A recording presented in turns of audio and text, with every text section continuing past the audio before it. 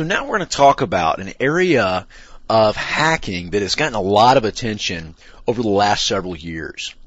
And you might remember a hacker by the name of Kevin Mitnick, who was recently released from prison and has since started his own security consulting firm. And basically what Kevin was extremely good at had nothing to do with his computer skills. As a matter of fact, he really wasn't all that great on a computer. What he was exceptionally good at is manipulating people. He was able to call various people and get them to do things for him that were outrageous, such as give him critical information about companies, give him usernames and passwords, access codes to phones and PBX systems, all these different things that normally you would never do. So he was using a technique called social engineering, and it's simply defined as the art of manipulating people to get information or persuade them to do things. And you'd be very surprised how easy this is, especially in a larger organization. Now, social engineering can take place in several different forms.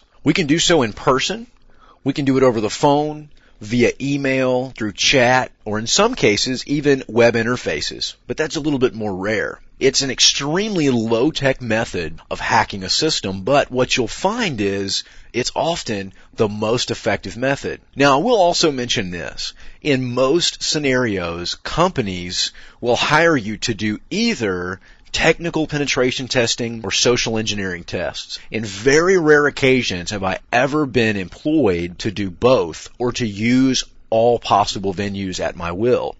As a matter of fact, I'll tell you a brief story about a scenario where a CIO of a major financial organization brought me in to gain access to his systems.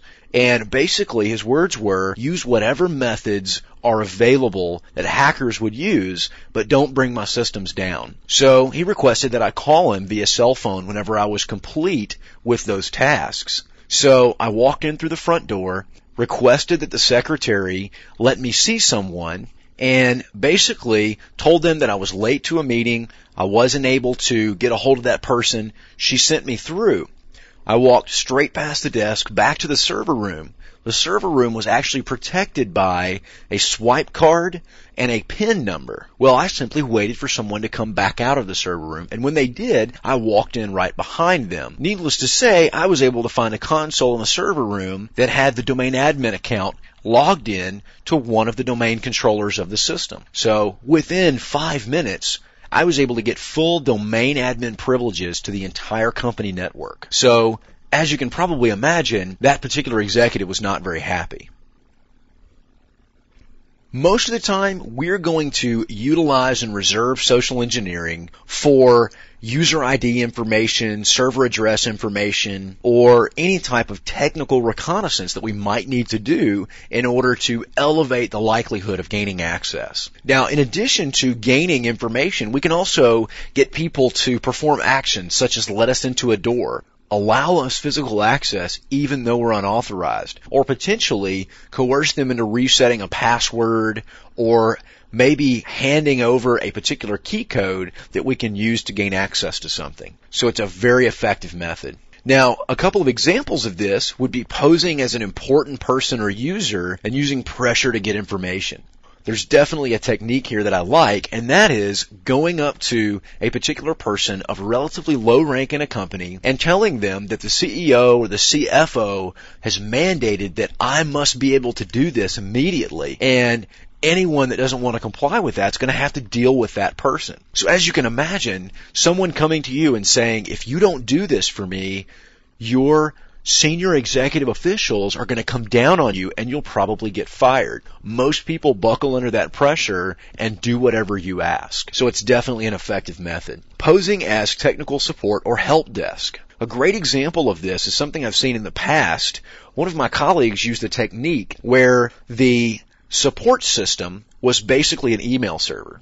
And it sent out emails across the wire to the help desk and to other support personnel. So when user A would send in a request for help or an issue was being had by that user, then this person was able to intercept that support email and call the user, posing as the help desk, and even be able to recite the help request identification number to assure the user that it was actually the help desk calling them. So there's not really an effective way to protect against this unless you have better authentication mechanisms in place, such as usernames and passwords associated to these various things and even encrypted emails.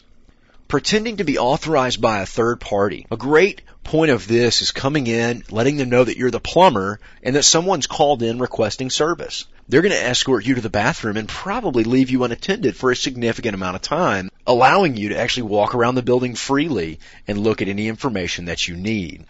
And finally, we're going to cover 2 additional forms of social engineering that are a little bit less popular but are still effective. The first of which is dumpster diving. Basically means we go out of our way to go dig through the trash of certain companies or users to try to find information that is sensitive and without having to hack. So as you can imagine, this is a pretty effective method as well. Most companies should have a proper disposal policy set up. Shoulder surfing, or watching over the shoulder of someone logging into a system or accessing confidential information, is another very effective method, especially in internet cafes where there's not a lot of security. So as you can see, there are a lot of different options available to us for penetrating or gaining access to a system.